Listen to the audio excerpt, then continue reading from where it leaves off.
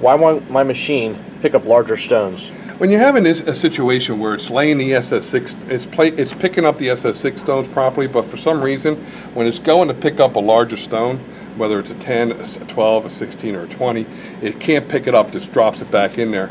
Number one cause of that is a clog in the gun nozzle. So what do you do, of course, if you go into your output menu, arrow over to the last dot on the right underneath this number 0 here and press set.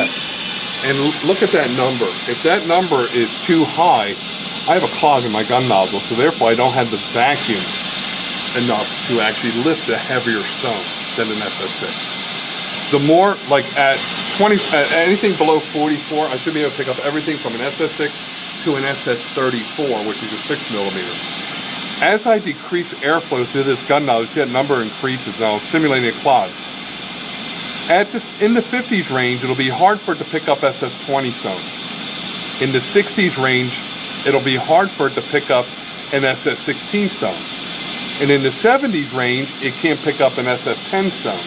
But it still has enough suction to pick up a lighter SS6 stone. When I'm at 85, I'm closing off 100% of the vacuum and won't pick up any size stone.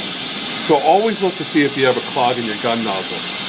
Make sure the clog could reside in this tubing, in this fitting. This gun rod that the fitting's attached to it has a hole that goes from here to the gun nozzle.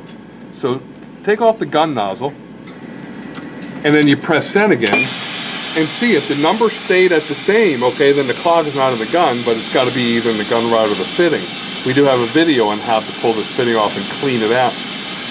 To check to make sure it is in there, if I disconnect this tube, that number should drop even more. All right? If it does, then I know my clog is somewhere either in the gun rod or in the fitting. If the number is still too high, then it tells me that the clog is attached somewhere in this tubing. Now, another problem that it could be is if every 1 year, every 2 years, depending on if you operate your machine more than 6 hours a day, every day, 5 to 6 days a week, there are 2 vacuum generators which are creating vacuum for both guns. One vacuum generator creates vacuum for this gun, another one creates it for this gun.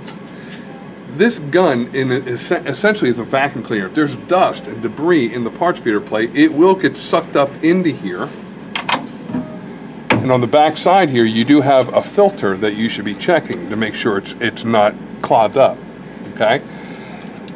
Over time, that dust will go through the vacuum generators and populate inside there and decrease my airflow to create vacuum.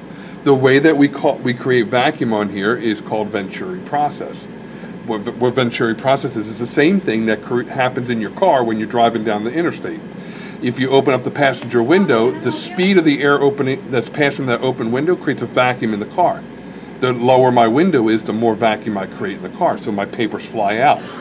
If I start to lift my window up higher and higher and higher, closing off the vacuum, then the papers stay in the car. It's the same thing that's happening in your vacuum generators. We are forcing air into one port, which passes a middle port, which is my vacuum is created. And if I populate dust inside that vacuum generator, it slows down the velocity of the speed of the air passing through that central that center port. So it decreases my vacuum. That's essentially how it works. What we'll cover in here is how to maintenance those vacuum generators, and you should be doing this on a yearly basis if you're operating a machine more than 6 hours a day, 5 or 6 days a week, or every 2 years if you're operating it every other day, maybe 4 or 5 hours here or there, startup kind of stuff, okay? And you can get about 2 years before they have to be maintenance. So the next part of this video is going to show you how to remove this shell of this machine so you can gain access to the vacuum. The vacuum.